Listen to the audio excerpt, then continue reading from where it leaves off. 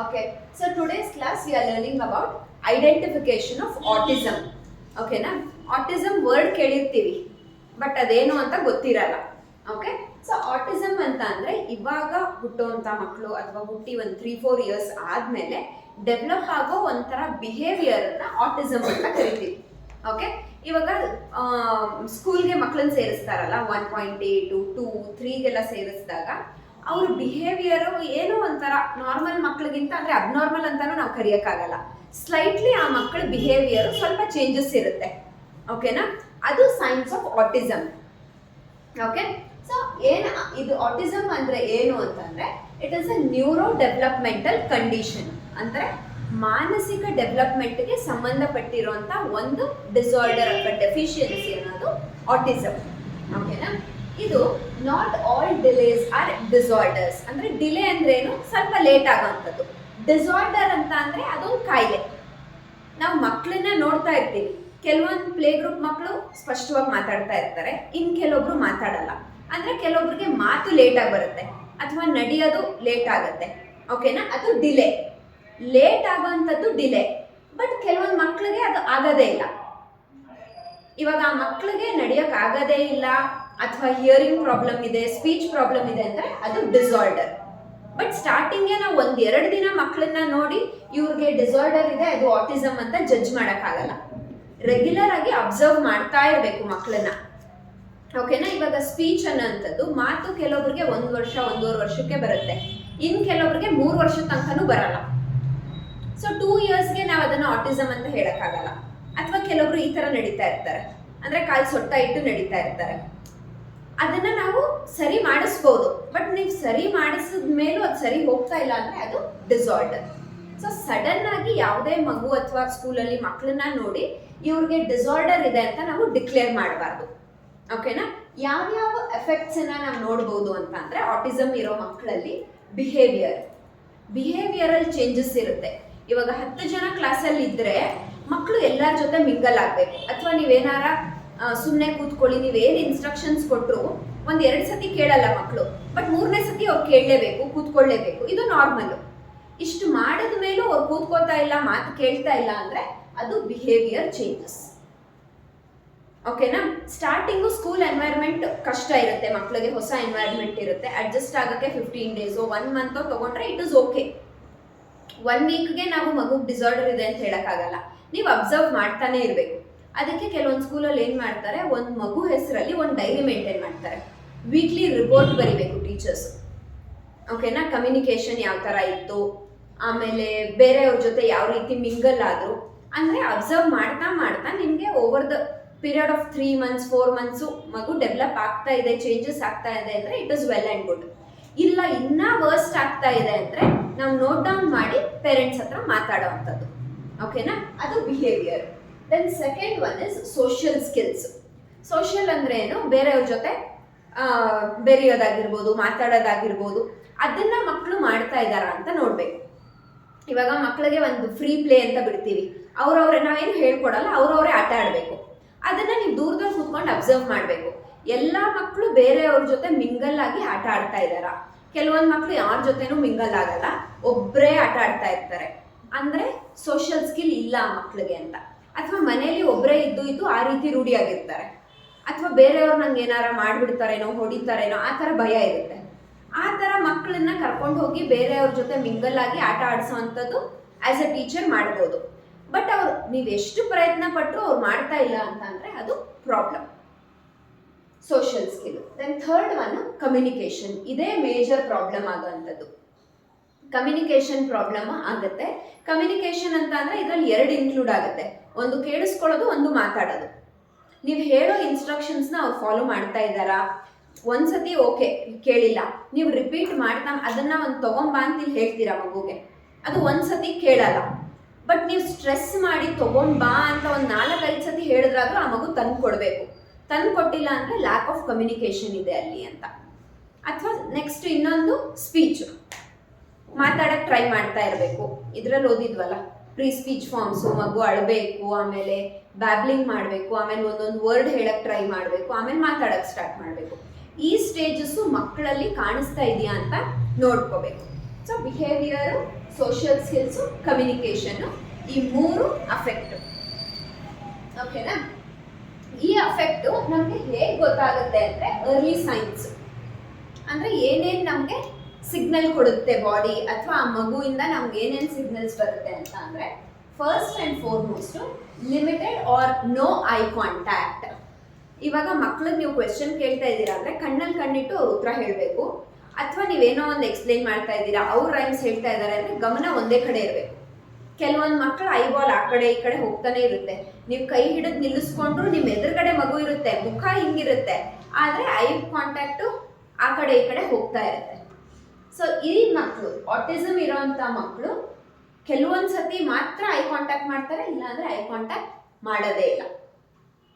Okay? And second one, does not respond. ನಿನ್ನ ಹೆಸರೇನು, ನೀವೇನೇ ಕೇಳಿ ಆ ಮಕ್ಕಳು ರೆಸ್ಪಾನ್ಸ್ ಮಾಡಲ್ಲ. ಹಾಗಂದ್ರೆ ರೆಸ್ಪಾನ್ಸ್ ಮಾಡಲ್ಲ ಅಂದರೆ ಆ ಮಗು ಕಿವಿ ಕೇಳಲ್ವಾ ಅಥವಾ ಮಾತಾಡಕ್ಕೆ ಬರಲ್ವಾ ಅಂದರೆ ಎರಡೂ ಬರುತ್ತೆ. ಓಕೆನಾ? ಆ ಮಕ್ಳಿಗೆ ಮಾತು ಬರುತ್ತೆ, ಕಿವಿನೂ ಕೇಳಿಸ್ತಾ ಇರುತ್ತೆ. ಬಟ್ ಆದರೂ ಕೂಡ ಅವ್ರಿಗೆ ಡಿಸಾರ್ಡರ್, ಅದನ್ನು ನ್ಯೂರೋ ಡೆವಲಪ್ಮೆಂಟ್ ಅಂತ ಕರಿತೀವಿ. ಓಕೆನಾ? ಅವ್ರ ಪಾಡಿಗೆ ಅವ್ರು ಏನೇನೋ ಮಾತಾಡ್ತಾ ಇರ್ತಾರೆ. ನೀವು ಸ್ಕೂಲಲ್ಲಿ ಹೇಳ್ಕೊಡ್ತಾ ಇರೋಂಥ ರೈಮ್ಸ್ಗಳು ಅವ್ರ ಕಿವಿಗೆ ಹೋಗಿರುತ್ತೆ, ಬ್ರೈನಲ್ಲಿ ಸ್ಟೋರ್ ಆಗಿರುತ್ತೆ.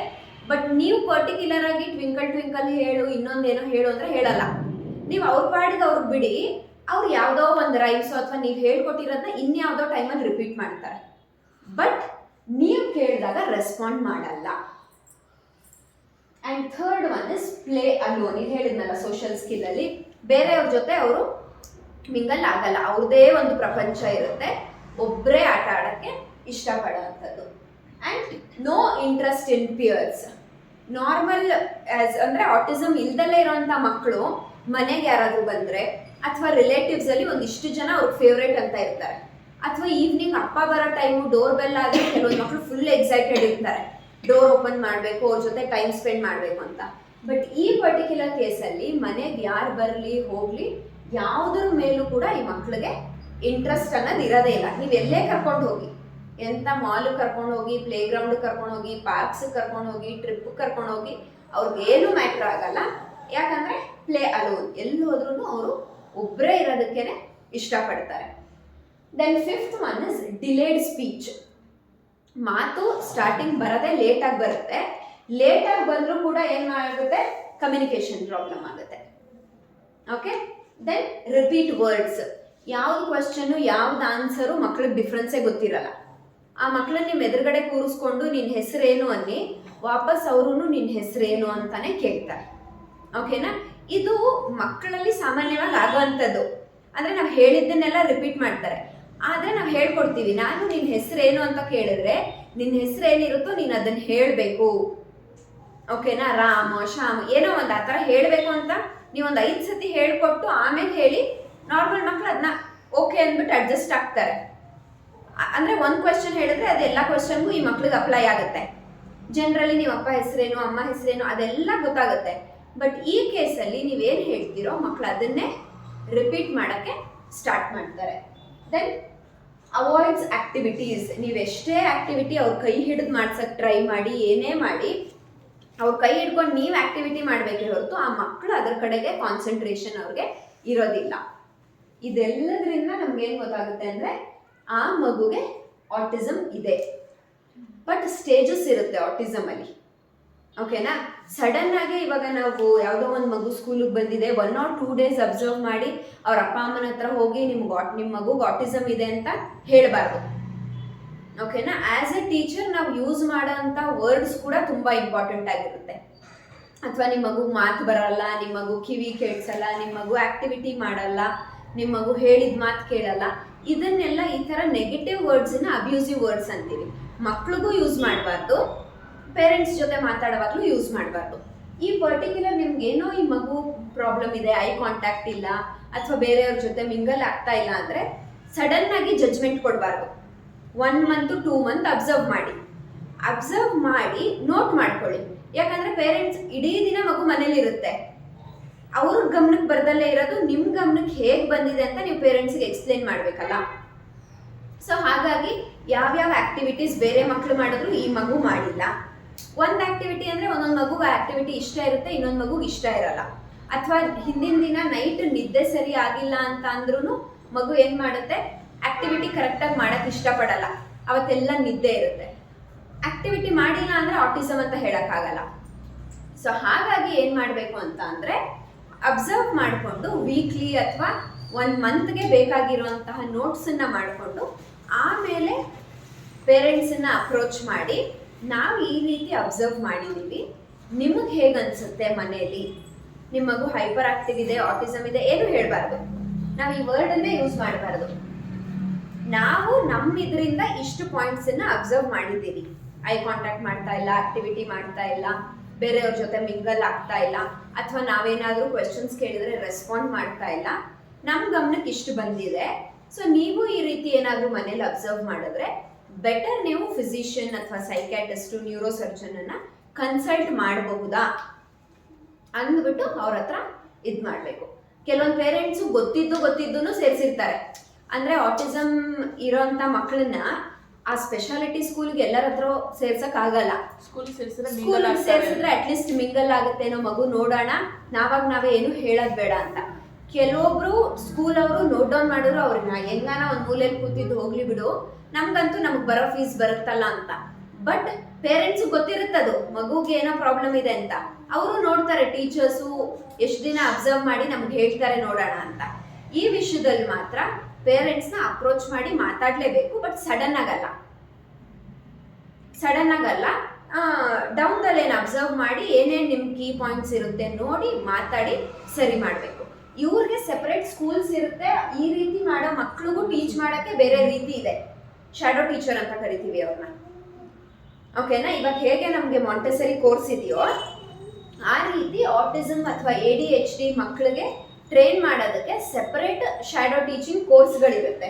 ಐ ಕಾಂಟ್ಯಾಕ್ಟ್ ಯಾವ ರೀತಿ ಮಾಡಬೇಕು, ಆಮೇಲೆ ನಾವು ಹೇಗೆ ಕೈಯು ಕಾಲು ಬಳಸಿ ನಾವು Montessori gross motor, fine motor ಅಂತ ಆಕ್ಟಿವಿಟೀಸ್ ಕರಿತೀವಲ್ಲ, ಅದ್ರದ್ದು ಸ್ವಲ್ಪ ಆಕ್ಟಿವಿಟೀಸ್ ಮಾಡಿಸ್ತಾರೆ.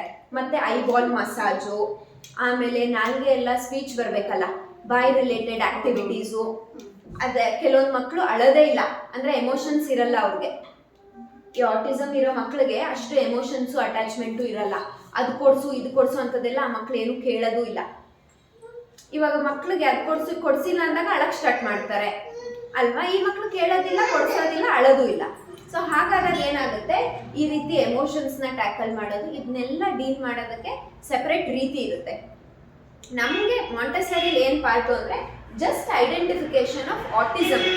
ಈ ಮಗುಗೆ ಆಟಿಸಮ್ ಇದೆ ಅಂತ ಮಾತ್ರ ನಾವು ಐಡೆಂಟಿಫೈ ಮಾಡ್ಬೋದೇ ಹೊರತು ನಾವು ಅದನ್ನು ಟ್ರೀಟ್ ಮಾಡೋಕ್ಕಾಗಲ್ಲ.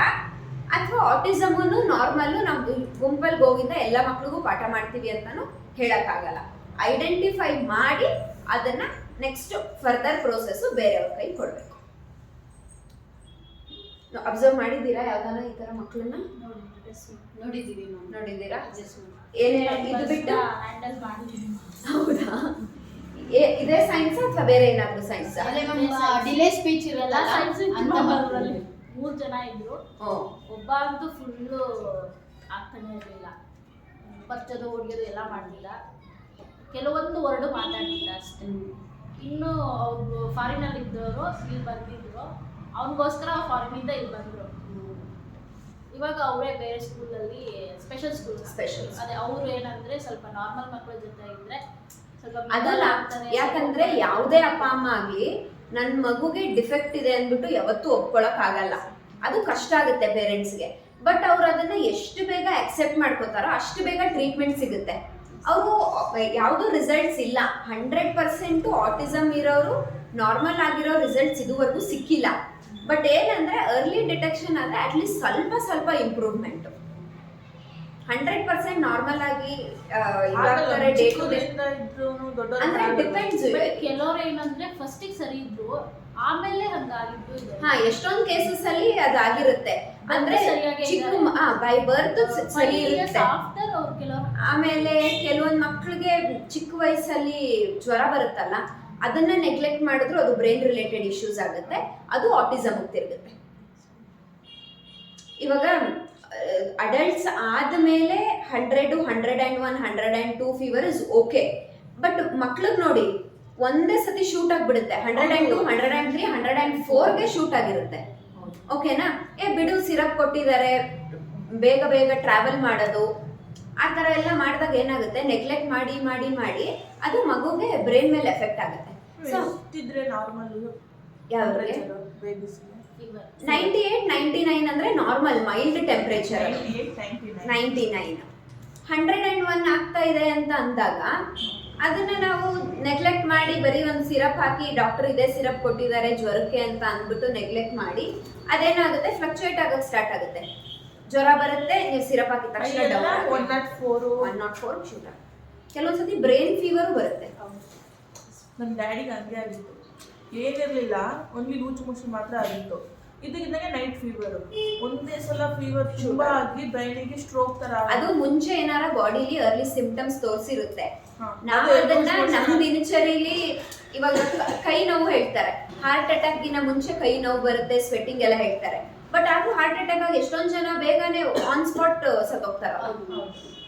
ಅಂದ್ರೆ ಇವಾಗ ನಮ್ದೇ ಎಕ್ಸಾಂಪಲ್ ತಗೊಳ್ಳಿ, ಕೈ ನೋವು ಏನೋ ಭಾರ ಎತ್ತಿದ್ದೆ ಅನ್ಸುತ್ತೆ, ಒಂದೇ ಕಡೆ ಮಲಗಿದ್ದೆ ಅನ್ಸುತ್ತೆ ಅಂದ್ಬಿಟ್ಟು ಎಲ್ಲರೂ ಸಾಮಾನ್ಯವಾಗಿ ನೆಗ್ಲೆಕ್ಟ್ ಮಾಡೋದೇ ಅದು. ಬಟ್ ಈ ಫೀವರ್ ಎಲ್ಲ ಮಕ್ಕಳಲ್ಲಿ ಇನ್ನೇನು ಇಲ್ಲ, ಫೀವರ್ ಒಂದೇ ಭಯ. ಫೀವರ್ ಎಷ್ಟು ನಾರ್ಮಲ್ಲು ಅಷ್ಟೇ ಸಿಂಪ್ಟಮ್ಸ್ ಜಾಸ್ತಿ ಆಗಿ ಅದು ಬ್ರೈನ್ಗೆ ಹೋದ್ರೆ ನೀವು ಏನಾರ ಆಗ್ಬೋದು. ಯಾಕಂದ್ರೆ ಎಳೆ ಮೆದುಳಲ್ವಾ, ನರ್ವಸ್ ಸಿಸ್ಟಮು ನರ್ವ್ಸ್ ಎಲ್ಲ ತುಂಬಾ ಮೈನ್ಯೂಟ್ ಇರುತ್ತೆ. ಸೊ ಹಾಗಾಗಿ ಏನನ್ನು ಚೈಲ್ಡ್ಹುಡ್ ಅಲ್ಲಿ ನೆಗ್ಲೆಕ್ಟ್ ಮಾಡಲೇಬಾರ್ದು. ಇವಾಗಿರೋ ಫುಡ್ ಹ್ಯಾಬಿಟ್ಸ್ಗೆ ಆಟಿಸಮ್ ಜಾಸ್ತಿ ಆಗ್ತಾ ಇದೆ ಅಂತ ರಿಪೋರ್ಟ್ ಇದೆ. ಅಂದ್ರೆ ಪ್ರೆಗ್ನೆನ್ಸಿಲಿ ತಿನ್ನೋಂಥ ಅಮ್ಮ ತಿನ್ನೋಂಥ ಫುಡ್ ಆಗಿರ್ಬೋದು, ಆಮೇಲೆ ಬೇಬಿ ಬಾರ್ನ್ ಆಗಿದ ತಕ್ಷಣ ಟೇಕ್ ಕೇರ್ ಮಾಡ್ಕೊಳ್ಳೋ ರೀತಿ ಆಗಿರ್ಬೋದು, ಅಥವಾ ಮಗುನ ನಾವ್ ಎಷ್ಟು ಬೇಗ ಹೊರಗಡೆ ಎಕ್ಸ್ಪೋಜರ್ ಮಾಡ್ತೀವಿ, ರೂಡಾಗೂ ಬಿಹೇವ್ ಮಾಡಬಾರ್ದಲ್ಲ ಬೇಬೀಸ್ ಹತ್ರ. ಎಲ್ಲಾನು ಅದು ಏನಾಗುತ್ತೆ, ಈ ತಾಯಿ ಮೆಂಟಲ್ ಸ್ಟ್ರೆಸ್ ಎಲ್ಲ ಮಗುಗೆ ಹೋಗುತ್ತಲ್ಲ, ಅದ್ರ ನರ್ವಸ್ ಸಿಸ್ಟಮ್ ಮೇಲೆ ಅದು ಎಫೆಕ್ಟ್ ಆಗುತ್ತೆ. ಬಟ್ ಎಷ್ಟು ಥೆರಪೀಸ್ ಇದೆ, ಸ್ಪೀಚ್ ಥೆರಪಿ ಇದೆ, ಆಮೇಲೆ ನಂತರ ಲೈಫ್ ಸ್ಟೈಲ್ ಥೆರಪಿ ಇದೆ. ಕೈ ಕಾಲು ಸರಿ ಹೋಗಕ್ಕೆ ನಡಿಯಕ್ಕಾಗಲ್ಲ, ಹಿಂಗೆ ನಡೀತಾರೆ ಕೆಲವೊಬ್ರು. ಆಮೇಲೆ ಏನು ಭಾರ ಎತ್ಕೊಳಕ್ಕಾಗಲ್ಲ, ಇಲ್ಲಾಂದ್ರೆ ಶೋಲ್ಡರ್ಸ್ ಹಿಂಗೆ ಆಗಿರುತ್ತೆ. ಮ್ಯಾಮ್ ಮೈಲ್ಡ್ ಅಂದ್ರೆ ಡಿಪೆಂಡ್ಸ್. ಅಂದ್ರೆ ಕೆಲವೊಬ್ರಿಗೆ ಎಲ್ಲ ಸರಿ ಇರುತ್ತೆ, ಮಾತು ಮಾತ್ರ ಇರಲ್ಲ ಅನ್ಕೊಳ್ಳಿ, ಬರೆಯೋದು ಕೈದೆಲ್ಲ. ಇನ್ನ ಕೆಲವೊಬ್ರಿಗೆ ಹೋಗ್ತಾ ಹೋಗ್ತಾ ಸ್ಟೇಜ್ ಅಲ್ಲಿ ಫುಲ್ ನರ್ವಸ್ ಪ್ರಾಬ್ಲಮ್ ಇದ್ರೆ ಐ ಕಾಂಟ್ಯಾಕ್ಟ್ ಇಲ್ಲ, ಕೈ ಕಾಲು ಗಟ್ಟಿ ಇಲ್ಲ. ಎಷ್ಟು ಥೆರಪೀಸು, ಫಿಸಿಯೋಥೆರಪಿ ಕೊಡಿಸ್ಬೇಕು, ಫುಡ್ಡಿಂದ ರಿಕವರ್ ಆಗಲ್ಲ, ಚಾನ್ಸೇ ಇಲ್ಲ. ಅದೇ ಮ್ಯಾಮ್ ಬೇರೆ ಬೇರೆ ತರ ಕೊಡ್ತಾರೆ. ಇವಾಗ ಮರಳಲ್ಲಿ ನಡೆಸ್ತಾರೆ, ಕಾಲೆಲ್ಲ ಗಟ್ಟಿ ಆಗ್ಲಿ, ಸ್ಟ್ರೆಂಥನ್ ಆಗ್ಲಿ ಮಸಲ್ಸ್ ಅಂದ್ಬಿಟ್ಟು ಫಿಸಿಯೋಥೆರಪಿ, ತುಂಬಾ ಸ್ಟ್ರೆಂತ್ ಆಗುತ್ತೆ. ಸೂರಜ್ಗೆ ಕಫ್ ಫುಟ್ ಇದ್ದಾಗ ಅವನಿಗೆ ಮರಳಲ್ಲಿ ಮಣ್ಣಲ್ಲಿ ನಡೆಯಕ್ಕೆ ತುಂಬಾ ಒಳ್ಳೆ ಎಕ್ಸರ್ಸೈಸ್ ಅದು. ತುಂಬಾ ಒಳ್ಳೆ.